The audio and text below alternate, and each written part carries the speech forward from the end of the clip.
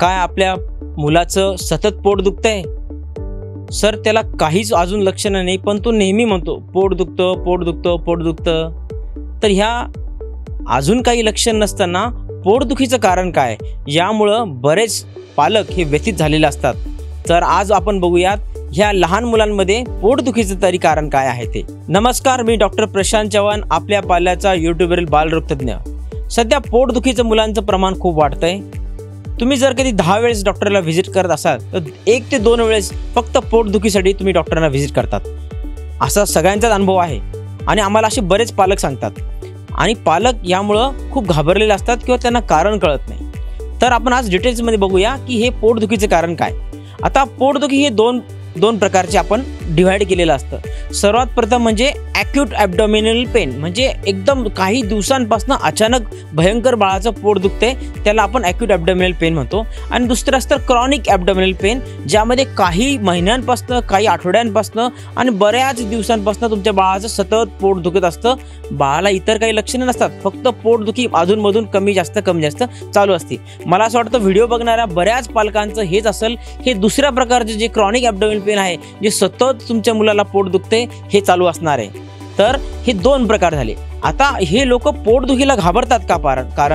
कारण की आपल्याला माहिती, पोटदुखी झाली तर मग ऑपरेशन तर करावं लागणार नाही, सर्जरी तर करावं लागणार नाही, याला अपेंडिक्स तर नाही किंवा पोटात काही मूतखडा तर झाला नाही, असे भयंकर ऑपरेशनच्या संदर्भात असलेले लोक पालकांच्या मनात प्रश्न असतात. त्यामुळं परत एकदा आपण पोटदुखी 2 भागात डिवाइड करू. एक मेडिकल कॉजेस जे असतात आणि एक सर्जिकल कॉजेस. मेडिकल कॉजेसमध्ये गॅस्ट्रो झाला, व्हायरल फीवर झालं, काही खाण्यात आलंय, अपचन झालं, उलट्या झाल्या, हे झालं मेडिकल कॉजेस, ज्याला सर्जरीची गरज नसते आणि हे काही दिवसात कमी होतात. दुसरे जे मेन पालक ज्याला घाबरतात ते आहे सर्जिकल कॉजेस. त्यामध्ये अपेंडिक्स झालं, हर्निया झालं किंवा मग आतड्यांचा पीळ असतो, आतडे त्याला एकामागे एक गोष्ट त्याला इंटरसेप्शन म्हणतो, ते झालेलं असतं, किडनी स्टोन असतो किंवा मोठं जास्त प्रकारचं युरिनरी इन्फेक्शन. हे जे सिरियस प्रकारचे सर्जिकल प्रॉब्लेम असतात, हे पण मुलांमध्ये पोटदुखीचं कारण ठरू शकतात. तर मेडिकल आणि सर्जिकल असे ढोबळमनाने 2 कारणं असतात पोटदुखीचे. आता आपण बघूया सिरियस आणि नॉन सिरियस, म्हणजे सिंपल पोटदुखीच्या आजाराची कारणं काय. सर्वात पहिले बघू आपण सिंपल जे पोटदुखीचे कारण आहेत ते. त्यामध्ये तर तुमचं गॅस्ट्रो म्हणजे उलट्या, संडास, अपचन, अजीर्ण होणं, ॲसिडिटी होणं, कॉन्स्टिपेशन बद्धकोष्ठता, gastric upset, gastric intolerance, allergy असली एखाद्या गॅस्ट्रिक औषधांची, मेडिसिनची, किंवा एखाद्या आपण बाहेरचं खाल्ल्यानंतर ॲलर्जी झाली तेव्हा दुखतं, व्हायरल फीवरमध्ये पण पोट दुखतं. हे झाले सिंपल पोटदुखीचे कारणं. आणि जे सिरियस आहे त्यामध्येच मी आता बोललो, युरिनरी ट्रॅक्ट इन्फेक्शन होतंय, अपेंडिक्स होतंय, गॉल स्टोन म्हणजे पचन जी आपली पिशवी असते ते गॉल स्टोन, ते टेस्टिसचं इरोजन, टॉर्जन होणं, ओव्हरीचं टॉर्जन होणं, त्यामध्ये अचानक खूप भयंकर पोट दुखतं. इंटुसिसेप्शन, जे छोटे मुलं असतात 3-4 वर्षाखालील मुलं, त्यामध्ये इंटुसिसेप्शन नावाचा आजार होतो. त्यामध्ये एक आतडी दुसऱ्या आतडीमध्ये जाऊन बसती आणि त्यामुळं ते पोटात एक सूज येते आणि त्यामुळे त्रास होतो. हे झाले सिरियस पोटदुखीचे कारणं.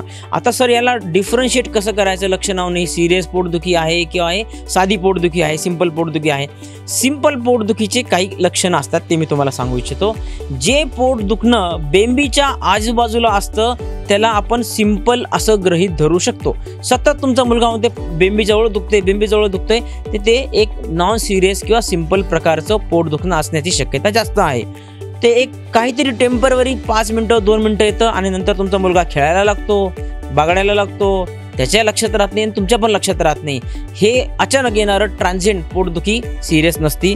त्याच्या बाकी सगळ्या ॲक्टिव्हिटी चांगल्या आहेत. तो जेवतो, खातो, झोपतो, शाळेत जातो, सगळं व्यवस्थित आहे. तो कधीच झोपेतून उठून अचानक रात्री किंवा दुपारी झोपेतून अचानक उठला आणि पोट दुखतो असं म्हणला नाही, तरी पण जर ते तसं काही होत नसेल तर ते पण एक सिंपल प्रकारचं पोटदुखीमध्ये मोडतो. त्याचं वजन चांगलं वाढतंय, त्याचा आहार चांगला आहे, अभ्यास चांगला आहे, त्याला सर्दी, खोकला, ताप, उलटी, शी असं काहीच लक्षणं नाही, तर ते पण एक सिंपल प्रकारचं पोटदुखणं आहे. आता सिरियस प्रकारचं पोटदुखणं कसं असतं, ज्या भागात जो अवयव असतो त्या भागात ते पोट दुखतं. जसं अपेंडिक्सचं पोट आहे ते तुमच्या बेंबीपासून सुरू होतं आणि लगेच ते राईट साईडच्या खालच्या पोटामध्ये अचानक तीव्र पोटदुखी दुखायला लागतं. अपेंडिक्समध्ये त्याच्यासोबत अजून मळमळ, उलटी, ताप, जेवण न जाणं आणि ही तीव्रता वाढत हे जाते. त्यानंतर किडनीचं पेन जे असतं, किडनी स्टोनचं जे पेन असतं ते तुम्हाला बॅक साईडला दुखतं आणि लघवीकडून ते रेडिएट होतं. वरती ॲसिडिटी झाली, गॅस्ट्रायटिस झालं तर वर दुखतं, लिव्हरचं ह्या साईडला पेन असतं. तर हे वेगवेगळ्या साईडला ते पेन आपल्याला होतं. कॉन्स्टिपेशनचं पेन आपल्याला लेफ्ट साईडला जास्त दिसतं. युरिनचं इन्फेक्शन झालं तर लघवीच्या जळजळ होणे किंवा लघवीच्या ठिकाणाच्या वर पोट दुखणं हे लक्षण येतील. तर ही जागा सिरियस याच्यामध्ये फिक्स नसती, खालच्या आजारामुळं त्याच भागाचं पोट दुखतं. जर त्याला संडासमध्ये रक्त पडतंय, त्याला भयंकर उलट्या होत आहे, त्याचं पोट फुगत आहे, त्याच्या पोटामध्ये रक्त पडतंय, उलट्यामध्ये रक्त पडतंय, शीमध्ये रक्त पडतंय, काळी शी करतोय, पोट फुगलेलं आहे आणि उलटी जर कधी हिरवीगार उलटी होत असेल आणि पाणी पण पचत नाही, तर हे पोट दुखणं फार सिरियस आहे आणि तुम्हाला लगेच डॉक्टरांना जाऊन भेटायचं आहे. आता सर्वात महत्त्वाचं, ज्याला सगळे लोक घाबरतात, असं अपेंडिक्सचं पेन. सर आमच्या बाळाचं पोट दुखतं म्हणजे त्याला अपेंडिक्स तर नसेल, तर लगेच सोनोग्राफी करून घ्या. तर अपेंडिक्सचं पेन कसं? लहान मुलांमध्ये अपेंडिक्स हा आजार होतो. साधारण 4-5 वर्षानंतर हा मुलांमध्ये हा आजार दिसू शकतो. त्याच्या पहिले पण दिसू शकतं, पण मोस्ट कॉमन एज ग्रुप 3-4 वर्षानंतर असतं. तर अचानक तुमच्या बाळाचं पोट दुखायला लागेल, जसं मी पहिले बोललो, ते बेंबीजवळ पोट दुखणं असेल आणि ते लगेच तुमच्या राईट साईडच्या खालच्या भागाला पोट दुखायला लागेल. तीव्रता जास्त असती, काहीतरी टोचल्यासारखं त्याला भयंकर त्रास होत असतो. त्यासोबत त्याला उलट्या असतात, त्याला खाण्याची इच्छा नसतात, त्याला जेवण पचत नाही आणि त्याला ताप पण असू शकतो. हे सगळं 24 तासाच्या 48 तासाच्या आत होतं, तर ते अपेंडिक्सचं पेन आहे हे सांगणं फार गरजेचं आहे. दुसरं महत्त्वाचं जे आपल्याला बोलायचं आहे, जे बऱ्याच मुलांमध्ये आम्ही जर पोट दुखतं आहे तर आम्ही सोनोग्राफी करतो किंवा पालकांच्या आग्रहामुळे आम्हाला सोनोग्राफी करावं लागते बऱ्याच वेळेस. सर याचं बघा ना, काय एकदा सोनोग्राफीच करून बघू. तर त्यामध्ये असं दिसून येतं मेजेंट्रिक लिम्फोडेनोपॅथी ह्या नावाचा फाइंडिंग्स येतात किंवा ह्या नावाचं सोनोग्राफीचा रिपोर्ट असतो. ही त्याची साईज दिलेली असते, 1 सेंटीमीटर, 2 सेंटीमीटर किंवा 16 मिलीमीटर, 15 मिलीमीटर किंवा 8 मिलीमीटर. तर ह्या लिम्फ नोडच्या गाठी तुमच्या मुलाच्या पोटामध्ये झालेल्या असतात. पण हे काही नॉन सर्जिकल कॉजेस आहे, हे काही सिरियस नाही, हे मेडिकल कॉज आहे, याला ऑपरेशनची वगैरे काहीच गरज नसती. हे मेजेंट्रिक लिम्फोडेनोपॅथी असतं. हे एक छोटंसं तात्पुरतं लोकल इन्फ्लेमेशन किंवा इन्फेक्शन मुलाला झालं असतं. त्याची ट्रीटमेंट लाईफस्टाईल मॉडिफिकेशन आणि काही दिवसाचा उपचारामध्ये ओरल औषधांवर पण तुमचा बाळ बरवू शकतो. त्याला कोणत्याही प्रकारच्या सर्जिकल किंवा ॲडमिट करण्याची बऱ्याच वेळेस गरज नसते. तर हे आपण एक समजून घेतलं पाहिजे. अजून महत्त्वाचं, पोटदुखीसाठी जे कारण आहे मुलांमध्ये कॉमनली दिसून येतं, ज्या मुलांमध्ये काहीही लक्षण नसतात, फक्त पोटदुखी असती 3-3, 6-6 महिने, अशा मुलांमध्ये आम्हाला कॉन्स्टिपेशनमध्ये बद्धकोष्ठता, संडास साफ न होणे, कडक होणे, रोज न जाणे, हे जर कधी कॉन्स्टिपेशन तुमच्या मुलाला असेल तर त्या मुलांमध्ये पण पोटदुखी हा खूप जास्त प्रमाणात आढळून येते. आणि हे कॉन्स्टिपेशन कसं का होतं, याचा उपचार काय, पूर्ण सविस्तर व्हिडिओ आपल्या यूट्यूब चॅनलवर अवेलेबल आहे. तुम्ही बघितलं नसाल तर नक्की बघा. आता शेवटचं जे सर्वात मोस्ट कॉमन मुलांमध्ये असतं, फंक्शनल ॲब्डॉमिनल पेन. म्हणजे 90% मुलांमध्ये, ज्या मुलांमध्ये पोटदुखी असते आणि मेडिकल कारण असतं, त्या मुलांमध्ये फंक्शनल ॲब्डॉमिनल पेन असतं. आता हे फंक्शनल म्हणजे काय? फंक्शनलचा अर्थ इथं असा आहे की त्याला कोणताच आजार नसतो, फक्त पोटदुखी असते. मग आम्ही बऱ्याच वेळेस टेस्ट करतो, संडास, लघवी, ब्लड किंवा सोनोग्राफी पण करतो. हे सगळं केल्यानंतर पण त्याला कोणताच सर्जिकल किंवा मेडिकल आजार सापडत नाही, पण बाळाला पोटदुखी चालू असते. तर हे जर कधी पोटदुखी असं असेल तर त्याला आम्ही फंक्शनल ॲब्डॉमिनल पेन म्हणतो. आणि जसं हे आपोआप कालांतराने हे बरं होतं, त्याला ट्रीटमेंटची गरज नसते. आणि जर कधी मी जे डेंजर साईन सांगितले ते तुमच्या बाळाला नसेल तर नक्कीच ते फंक्शनल ॲब्डॉमिनल पेन असण्याची शक्यता जास्त आहे. आता इन्व्हेस्टिगेशन म्हणजे तपासण्या काय केल्या पाहिजे सर पोटदुखीत असेल तर? सगळ्यांना माहिती आहे की आपण सोनोग्राफी करतो. सोनोग्राफी ही एक प्रायमरी टेस्ट आहे, ज्याच्यामधून आपल्याला काही सर्जिकल कॉजेस तर नाही आहे तुमच्या बाळाला, ज्याला काही अर्जंट इंटरव्हेन्शन करण्याची गरज पडेल, हे बघण्यासाठी बऱ्याच वेळेस ॲक्यूट ॲब्डॉमिनमध्ये म्हणजे अतितीव्र असलेल्या पेन पोटाच्या पेनमध्ये आम्ही करतो.